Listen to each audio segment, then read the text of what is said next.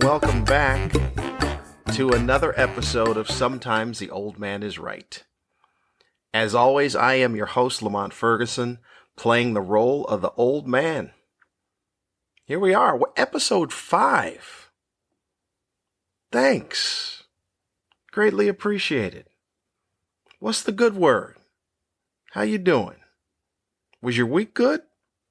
I hope it was. I hope you had a good week. As I said, this is episode 5 of Sometimes the Old Man is Right.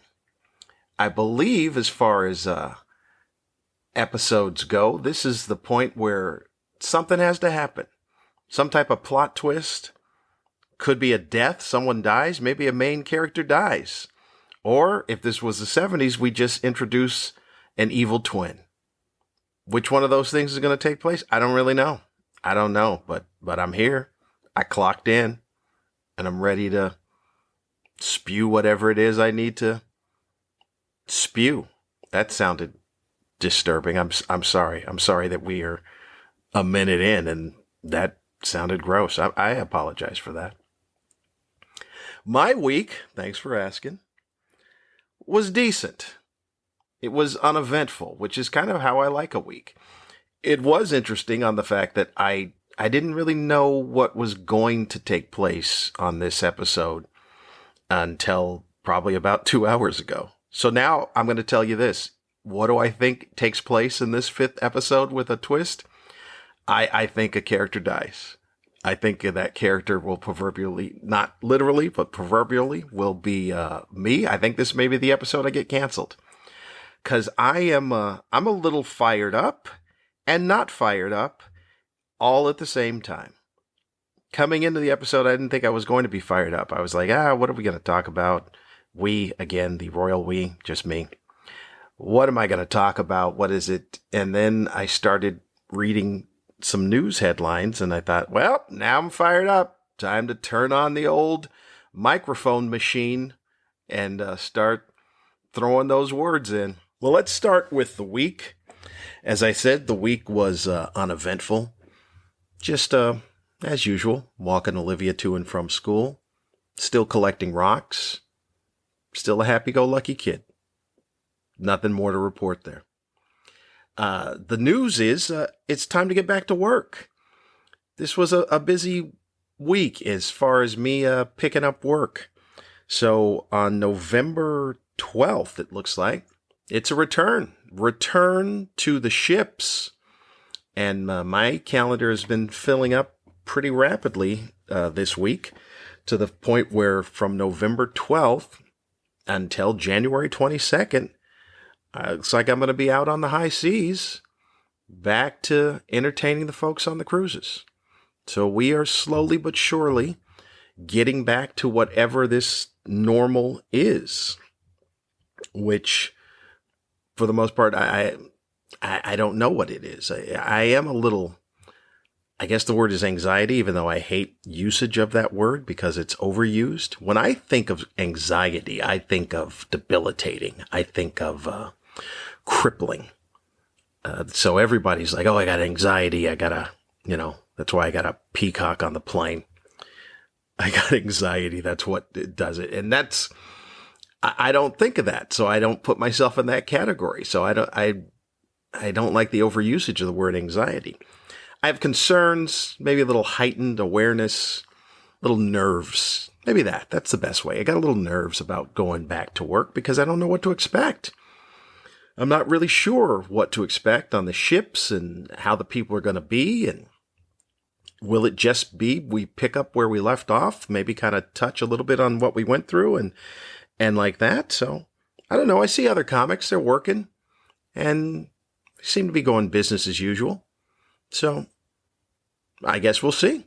I guess I'll see on November 12th when I hop back on the cruises. One good thing about the pandemic is I left the pandemic only working one cruise line, which was Holland, which I love. I enjoy thoroughly, immensely enjoy working for Holland America.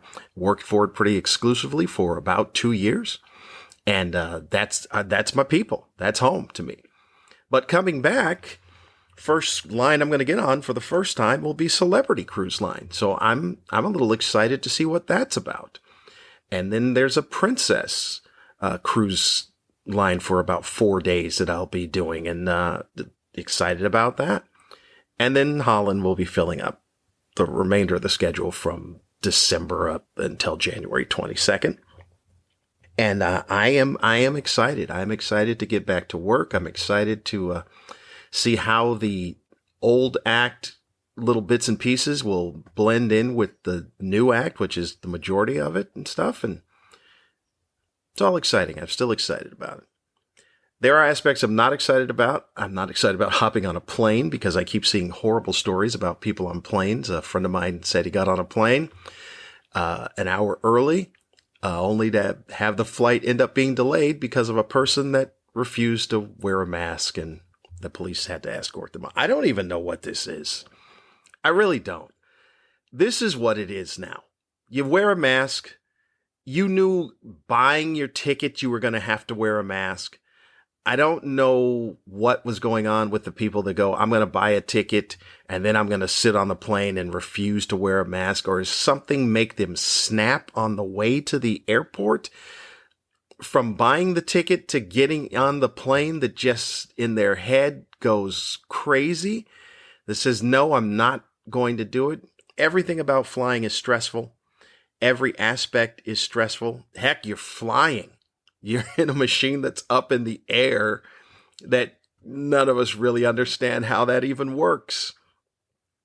So I get it. It's you got to be here early. You got to go through this line and that line, and it's all stressful. But the idea that you wait until you get on the plane to snap, just stay home. Who wants to see that person? That's a good question. Who is looking forward to seeing you? I guarantee you that they know this is how you act, and they are all grateful that you didn't make that flight. Whoever you were going to see on the other end of that flight couldn't be happier that your ass did not make it.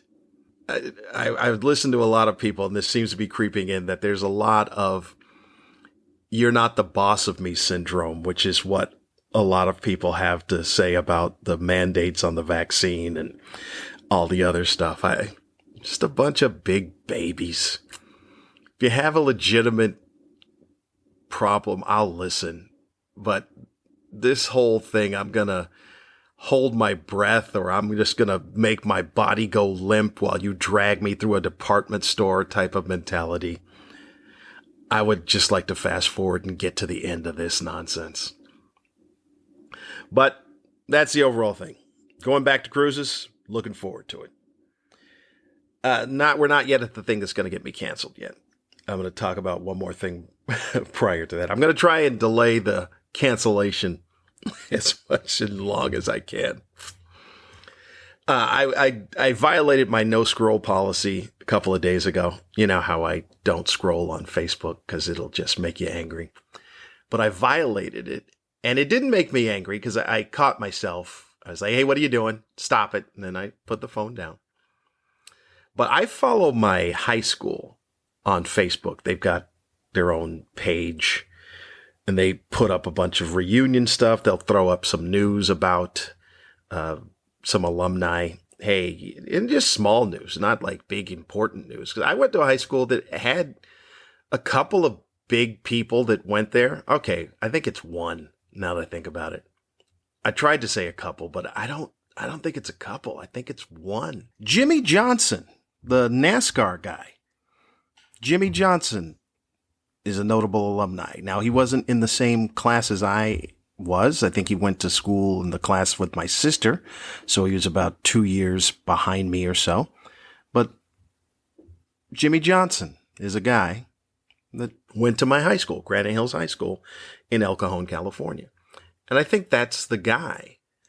I think there was another guy that invented some sort of Nautilus. Maybe Nautilus. I think that. I got to look it up. But I know one time I tried to put my name onto the Wikipedia as far as notable alumni, and it was immediately taken down. And I didn't try to put it back up. But I thought, hey, I've done some things. Been on television. I went to this school. Maybe I should put my name. And so I went on Wikipedia and added my name, and then it was just boom. I went to check back again, and it was gone. You know who was up there? I don't even know her name, but one of the notable alumni appeared in Playboy magazine. Like, that was accepted, and mine was taken down. I actually did something, and a girl appeared in Playboy. But it is what it is, So anyway, I saw pictures of some reunions they put up there. They said, there's the class of 1980 and 1981 had their reunion. What is it, 40th? Their 40th reunion. And they put pictures up. And I'm only posing this because I don't know if I'm the only one, or maybe I am, maybe I'm the asshole here. Maybe that's the case. Maybe I'm the idiot here. But I would like any of the 10 listeners that tune in and download this show. So they put these pictures up of the reunion. And I'm looking at these pictures and I thought, oh my God, who are these old people? You look at that? You ever looked at pictures of people that are your contemporaries and just thought, wow, those people are old. And then you think, am I that old? Is that how old I look? Because I know on the ship because I talk about in my act about my age and talk about stuff like that. And I'll have people come up to me, after the show or at some point during the cruise and say, hey, I saw your show and I'm the same as you, class of 83, because I'm 83, class of 83. So I went to high school with those people that are in those pictures. And I thought, I know they're 2 years older than I am, but good Lord, they look like my parents. And I thought, what is it? But I've had people come up to me and they go, hey, I saw your show and I'm the same, class of 83. We're the same age. And in my head, I just think, I don't think I look as old as you. There's no way I look as old as you look. So I'm just wondering, I'm putting it out there, if that has happened to anyone else, to where you see pictures of people or see people and think to yourself, is that how I look? Now we might as well. Let's go. Let's get the show canceled. I thank you for all tuning in to the 5th and final episode of Sometimes the Old Man is Right. This Chappelle thing. I know. I said I didn't want to be talking about it, but now it's in the news every single day, and I can't sit and yell at myself to myself any longer. The Chappelle backlash is continually going on. A couple of days ago, they had the walkout on Netflix. The trans employees had a walkout. They had scheduled this walkout in protest to Chappelle. I still can't believe that this is still going on. So there was like 100 people. 100 people were there protesting the thing, which, if you got 100, look, if I had a club and I got 100 people out to the club, news media wouldn't cover it. They'd be like, hey, there's only 100 people. But okay, I get it. It is what it is. I'm gonna say some things that I'm not trying to be funny nor offensive. It'll be funny because it's coming from me. But I'm not trying to be offensive or insensitive. I just got questions. And what it seems to me is that this part of the LGBTQ plus society or community is the group that you can't question for some reason. And as part of the majority, which it is the majority, we just have questions. And I've got some questions that have nothing to do with anything other than questions to ponder. So one person said this, and this is what got me a little fired up today. The person said, I want my child to grow up in a world where they see that their parent, a black trans person, because I exist, contrary to what the special says, contrary to what many people say, that I'm valued and I'm an important person. All right, there's a lot to deal with in that particular statement, and I will try to deal with it as tactfully as I possibly can. There seems to be a lot of underlying issues there.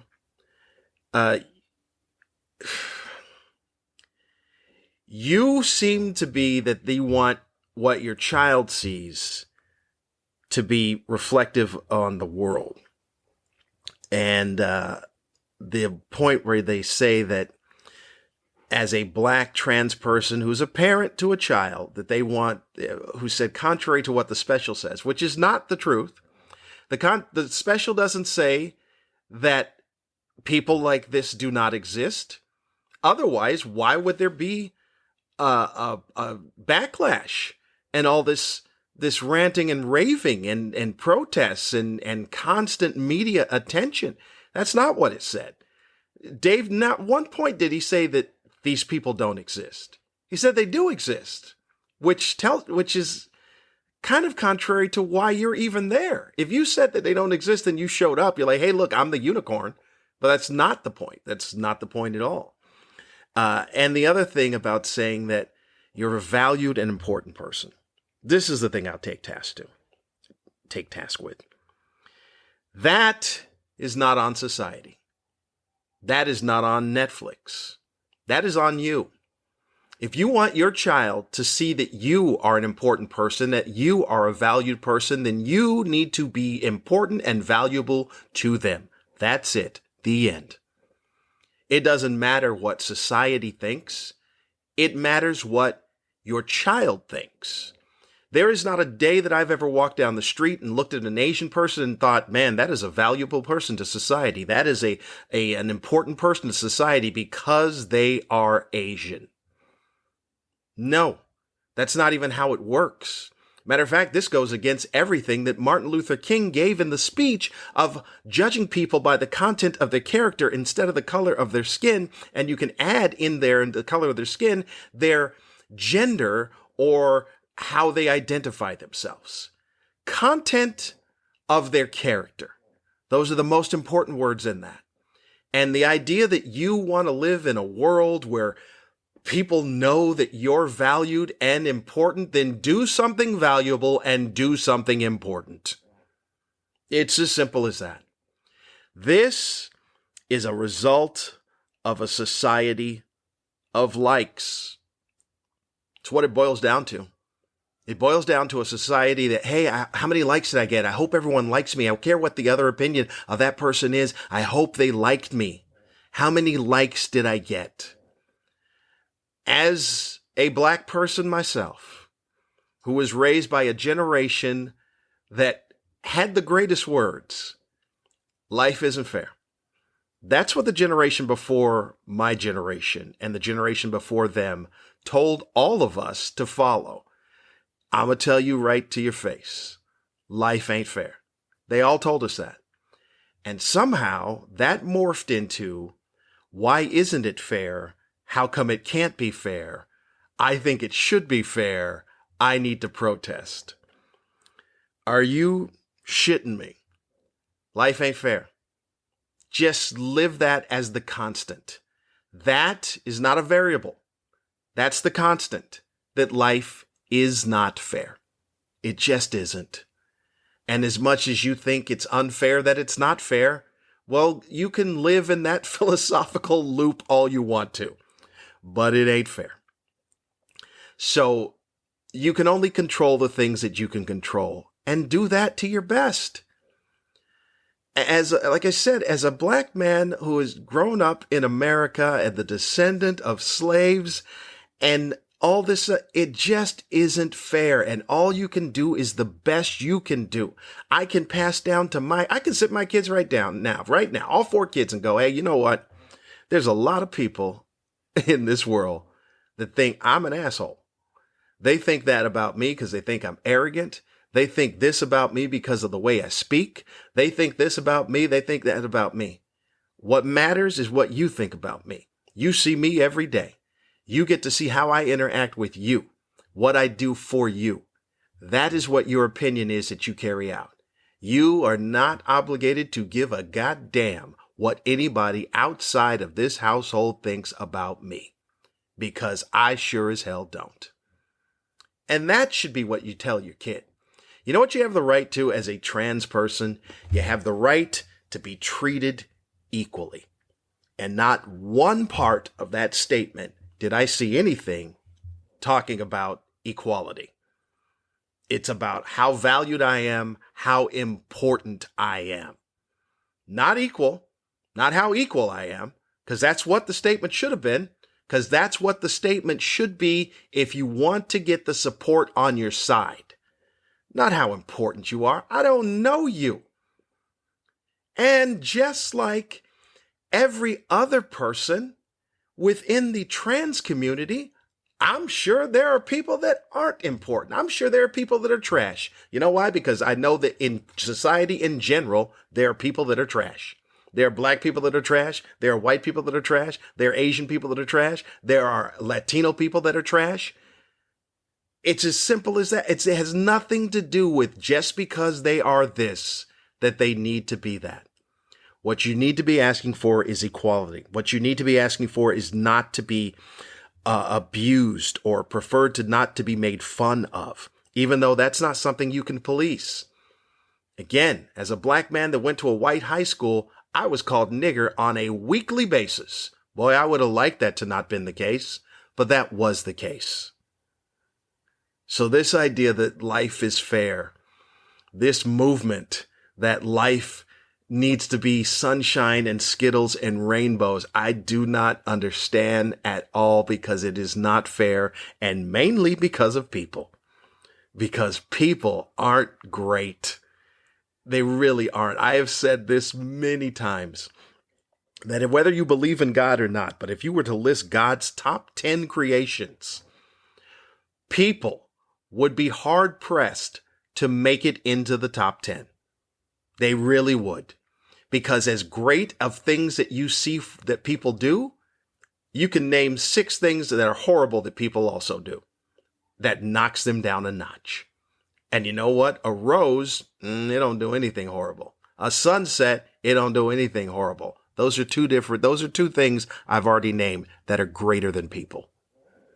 So I'm for live and let live.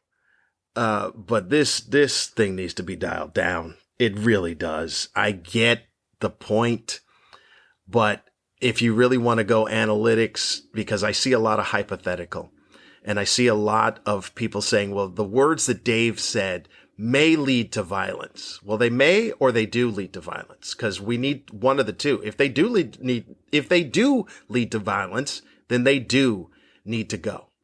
But if they may lead to violence, I'm not living in the fucking hypothetical world. A lot of shit may. A lot of things may. I need to know what does. That's what I need to know. Then we need to start doing the study. Did the increase in violence against transgendered people increase after October 3rd or whatever date that Dave's special dropped? If then it increased, then I will see that there is a direct correlation. But if it didn't, if the numbers are still the same, you need to move on and start fighting the battle that means something. Because this ain't it. This really isn't it. It is, and I know it's not everyone. I know it's not everyone in the LGBTQ plus community. But it's the loud section. But here's the weird thing about it. Every community needs the loud section. They need the loud section. Because it's just like being liberal, where the knock against liberals is like, hey, could you just quiet down the nonsense that's coming from the far left? Could you guys, and the liberals, the center, moderate liberals are like, well, this isn't us. We think they're crazy too, but this. And then people go, well, why don't you quiet them down? And they go, well, we can't control them. Same thing with the far right. Conservatives go, hey, they're a little crazy over there. And you go, well, why can't you quiet them? Well, we can't control them. LGBTQ plus community, they go, hey, that's a little much on that side, on the far side of that. And they go, hell, we can't control them. But every side needs that. And this is why they need it. Because everything comes to the middle. It's as simple as that. Mostly everyone lives their life in the middle. Everyone, for the most part, or let's say this, the majority is moderate. The majority. The majority of the LGBTQ plus community is moderate. The majority of the liberals are moderate. The majority of the conservatives are moderates. They're all in the middle. But if you get that yelling side on the far extreme, what happens is when you bring what you really want to have accomplished to the table, it makes it more amenable because you go, well, look, it's not that. And then people go, oh, yeah, you're right. It's not that. So we can go ahead and agree to this. And that's what happens. So every side needs this crazy, loud side to get their agenda and their movement moved forward. That's just how it works. So the LGBTQ plus community needs the loud people to get acceptance from the moderates, or by the moderates from the rest of society. So I get it. Doesn't make it any less annoying. Doesn't make it any less annoying than the far left liberals or the far right conservatives. They're all equally annoying, but as it turns out, all equally necessary. What that far side of the LGBTQ plus community has done has really helped with the acceptance. It's helped with it a lot. Those are the pluses about it, because according to this is from GLAAD, because I kept listening and kept thinking, I go, what are the numbers? What are the real numbers? There's got to be a misconception with the numbers versus reality. And there are. So according to, I don't remember when this was, I didn't look it up, but there was a study asked of regular, just general populace of Americans of what the number, the percentage of the LGBTQ plus community is. And in general, people thought it was 26%. That 26% of the population, or 1 out of every 4 people that you know, is gay or part of the LGBTQ plus community. 26%. That's a lot. Matter of fact, that is way more. It's twice in some numbers as much as the black community. Twice. The black community is 12 to 15%. Maybe sometimes I've heard as high as 18%, which I don't know if that's true, but I know somewhere around the 15%. 26%. That's the perceived thought of it. When the actual number, and like I said, according to GLAAD, is 4%. 4%. But the average American believes that there are 6 times as many folks that are part of that community than there are, which I think that number has to be that. It has to be thought of that, because that's the only way that people will think that, hey, okay, this is normalized, this is equality, this is deserved, blah, blah, blah. Because if they knew the number was really 4%, you think Americans would give a damn at all? They wouldn't. This is not the most forgiving country. Come on, they're not the most amenable country as far as that goes. So I think when Dave says, hey, how did your movement move ahead of the black movement? That's how. Because there was a perception that there were more than there are. People think there are more black people than there are, but we are very quick to point out that the number is not as much as it is, as opposed to just letting them believe that it is. And so that was an amazing movement. That was the ploy that took place. So, like I said, just questions. I don't know why this group seems to be above and beyond questions. Because if somebody came up to me as a black man and said, hey, this is what I've heard about black people, can you answer a question? I would say, well, first of all, I don't speak for all black people, but I'll speak for myself and try to answer the question.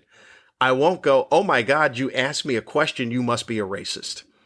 Because that's what seems to be going on amongst that community, is that we say, hey, we got a question, and like, how dare you ask a question?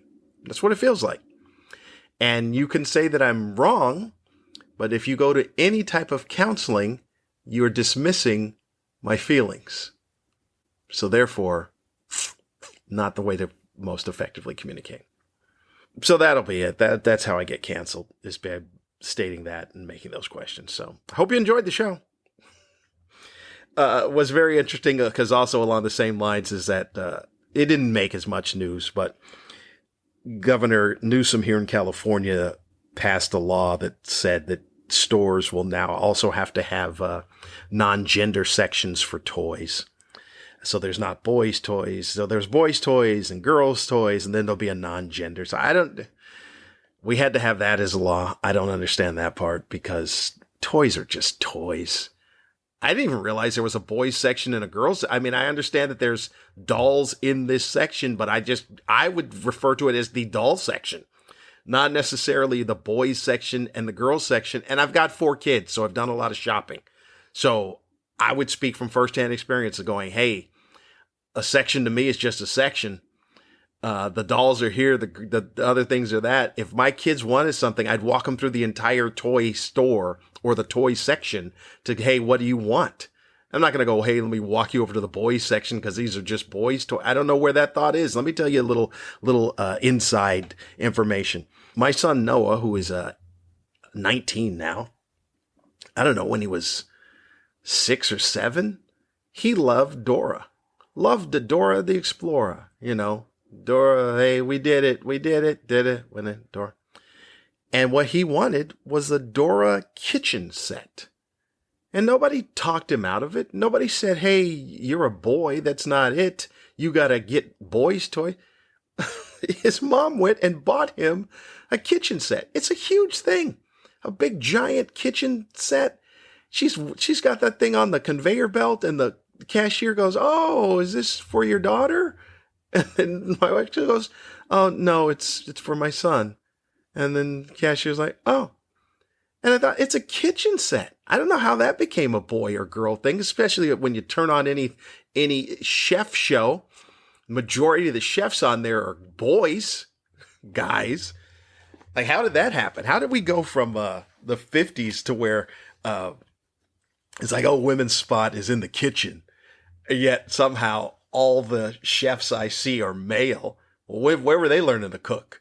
What took place there? So how did that become a boy toy or a girl toy? I love cooking. You know what? The Betty Crocker Easy Bake Oven that my sisters would get? Oh my God, I would love one of those. I played with that thing all the time. Like, this is the greatest thing ever. So the idea that we had to legislate this is just more loud noise from that extreme side that said this is what we need, as opposed to walking your ass through the entire toy section and letting your child select whatever it is they want. All right. I've got that out. Is there anything else that is bothering me? The fact before they come and cancel, just rip away my microphone. I'm still keeping count, by the way, on the interracial commercials. I want everybody to start keeping track of it. Just not any reason. It's not like I'm saying I want them gone. I just want it to be noticed that this is what people are doing. There's a new one, by the way. The reason I bring this up, to go back to an old topic from a previous episode, is I saw a new one today where they finally did something different. I saw an Asian man and a black woman. So black women, all right, black women finally made an appearance in these commercials. Asian man, black woman, they're a couple. The product is for CashNet. It's like a cash advance thing. So that's what the product is. It's CashNet. I'm like, so even when you had the thing here, it was the black woman is having money problems. So they needed a loan is what it was. That's what needed to be done on this thing? There seems to be always problems. Asian man, black woman, they got money problems. There's a black man and a white woman in a Roman erectile dysfunction pill. So they got their own set of problems. Black man got a problem with the white woman. They need Roman. Do it the Roman way. And black man or black woman, Asian man, they got money problems. They still got them going. And I'm still keeping track. I'm still seeing what is going on. I found another note. And this has moved on. I'm going backwards. I'm sorry. But I found another note. It's about the idea of the people at the protest that get in front of the microphones. Because I view a lot of this like comics. And when Milton Berle died, so this was going way back, the local news media in San Diego sent reporters and film crews down to the comedy store, local comedy club, to get comics reactions. And comics were just knocking each other out of the way to step over each other, to get in front of the camera for FaceTime to talk about Milton Berle. The vast majority, I would say that the people who knew anything about Milton Berle didn't get in front of the camera. I knew something about Milton Berle because I was of that age. I didn't get in front of the camera, nor did I want to be in front of the camera. But a lot of people, a lot of comics knocked each other out to get in front of that camera to talk about Milton Berle because there was a camera, so they could get in front of it and get a little FaceTime. And I view a lot of people that are protesting the Chappelle special saying they're outraged like that. I view a lot of them as being people that just saw a camera and want to get in front of that camera to get a little FaceTime for their likes. And I'm not saying all of them are, but there's no way that any of you that are saying, well, that can't be true, could tell me and prove to me that that's not true. Because, again, we're dealing with people. And there. Now that's the final point on that nonsense. We are in a society of cults. That's what we live in now. That's all it is. How many followers do you have? How many followers do you have for your particular cult? I've got 10. That's what I've got. I've got 10 that download episodes of Sometimes the Old Man is Right. I do want to talk about this because I don't know if you guys know this or not. So my name is Lamont Ferguson. It's a decent name. I like it. It's a name I was given. Ferguson is a Scottish name. It's a Scottish surname. I don't know why any black people would start looking into the history of their surname, because it just ends in sadness. But my first name, Lamont, that's French, means the mountain, I believe is what it means. And it's a nice ring for show business. Sometimes people ask me, is that a real name? Is that a show business name? I go, no, it's a real name. There's no middle name, by the way. It's just Lamont Ferguson, no middle name. It's got the 3-syllable last name, 2-syllable first name. It's a nice sounding rhythm to it. Rhythmic is what I was trying to say first. Rhythmic sound to it. Lamont Ferguson. Da-dunt, da-da-dunt. Say that? You feel the syllable? Da-dunt, da-da-dunt. So I'm happy with it. Now, I know a lot of you got names, and a lot of you have occupations, and there are a lot of people that have the same occupations. I'm a comic. There's a lot of people that are comics. There are a handful of people that are Lamonts. I've seen a couple here and there. Lamont, there was a guy who used to show up at a basketball gym 2 decades ago. His name was Lamont. He was probably one of the first people I ever saw that was named Lamont. You know, Sanford and Son, you do that. By the way, Damon Wilson, who played Lamont on Sanford and Son, recently turned 75 years old. Imagine that, 75. That big dummy is 75. You know, I'm happy. I'm proud of my name. About 10 years ago, I realized and found out that my name was not as unique as I had thought. Sometimes I will Google just Lamont Ferguson. And I've actually seen that combination of names. Not a lot of people. I think there was one guy that was an automotive dealer. It's somewhere in Iowa. That's a Lamont Ferguson. A couple of other Lamont Fergusons here and there. But the reason I bring this up is because what I found out, like I said, 10 or 15 years ago, is that there is also a Lamont Ferguson in comedy. Yes, there is another Lamont Ferguson who also does stand-up comedy. And that has been part of the bane of my existence since finding out that fact. I'm very annoyed by it. And the part of the reason that I'm annoyed by it is not because, oh, well, I thought it was only me. No, it's because this guy is horrible. He is horrible at the craft of stand-up comedy. And a couple of times I have been mistaken as being him. And it's not good because he doesn't, I will admit, like I'm doing right now on a podcast in front of tens of 10 people, that he does exist. He, on the other hand, never says that I exist. So I will get emails that say, hey, this is so, and I go, oh, yeah, that's not me. That's this other Lamont Ferguson that you're looking for. The one that claims, that will never claim that another one exists. Because he doesn't want people finding out that there is actually a good Lamont Ferguson while he continues to shit on the craft that I've worked the majority of my life for. So I don't even know why I bring this up. I think I bring it up because I'm annoyed because there was another sighting the other day by the other Lamont Ferguson. I feel like Jet Li in The One. Yeah, anyone ever seen that movie? The movie Jet Li in The One, where there's a whole bunch of different universes and a bunch of Jet Lis, and one guy is out there trying to kill all the other Jet Lis because he gets stronger every time he kills one. And that's what I feel like. I feel like there's only one other one, but somehow look, I'm not advocating anything horrible. Okay, let's get this straight. But he has to go by a middle name.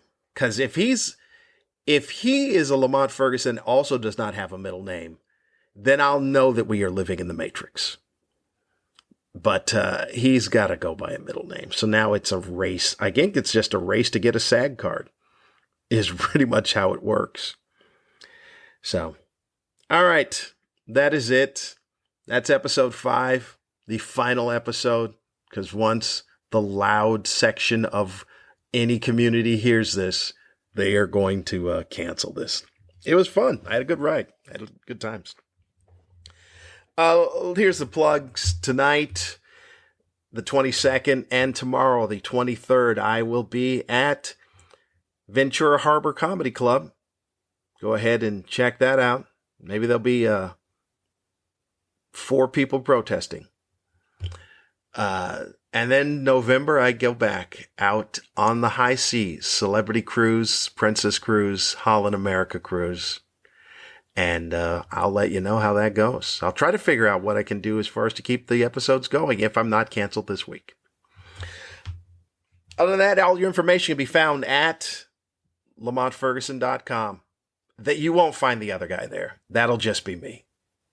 I jumped on that. I got a domain with my own name. So you won't find that. He could be at net. I don't know where he is. And look, and here's the thing about it. Go see him. Go Google him and tell me if I'm right or wrong or just being petty about how horrible this dude is at comedy. You make the decision yourself. Go do a search for Lamont Ferguson and then look for the one that isn't me and sit through that set. And then you come back to me and let me know. Other than that, you can email the show at theoldmanisright@gmail.com. I think I got to everything. I wish you a wonderful week. Next week, I will be talking about, actually, I'm looking at one of the notes that I didn't get to here about how whatever happened to the Harriet Tubman $20 bill. That's a good question. So maybe I'll talk about that next week. As I said, I hope you have a good week. I appreciate you tremendously for tuning in to these episodes. We had a good run for 5. I know, it's a lot of nonsense. It's a lot of tomfoolery. It's a lot of opinions. Some may be crazy. But I'm going to tell you right now, sometimes the old man is right. I'll see you next week.